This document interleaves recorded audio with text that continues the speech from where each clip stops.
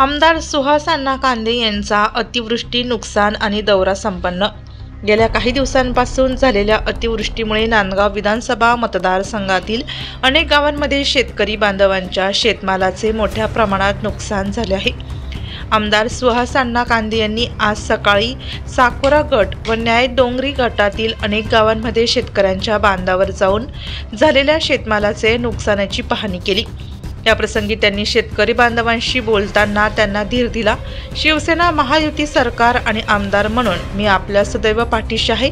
आपल्या शेतमालाच्या नुकसान भरपाई मिळावी म्हणून सदैव प्रयत्नशील आहे। तसेच या संकटाच्या काळात आपण धीर धरावा।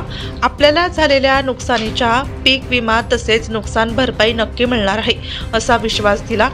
या दौऱ्यामध्ये उपस्थित तहसीलदार, कृषी अधिकारी तसेच गट विकास अधिकारी, तलाठी, ग्रामसेवक यांचा नुकसान झालेल्या शेतकरी बांधवांना सहकार्य करण्याची सूचना केल्या।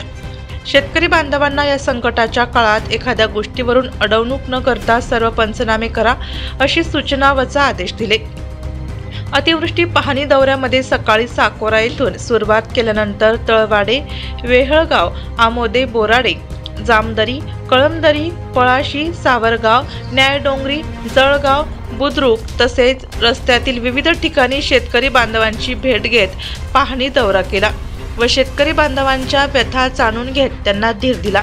यावेळी शिवसेना पदाधिकारी तसेच गावातील ग्रामपंचायत कर्मचारी व सदस्य यांनी एकत्र येऊन शेतकरी बांधवांना मदत करावी असे आवाहन केले। या प्रसंगी शिवसेना नेते, पदाधिकारी, तहसीलदार सुनील सौदाने, गटविकास अधिकारी खताळेसो, तालुका कृषी अधिकारी डमाळेसो, बाजार समिती नांदगावचे सभापती, सर्व संचालक, संबंधित गावातील सरपंच, ग्रामपंचायत सर्व सदस्य, तलाठी, ग्रामसेवक तसेच शेतकरी बांधव मोठ्या संख्येने उपस्थित होते।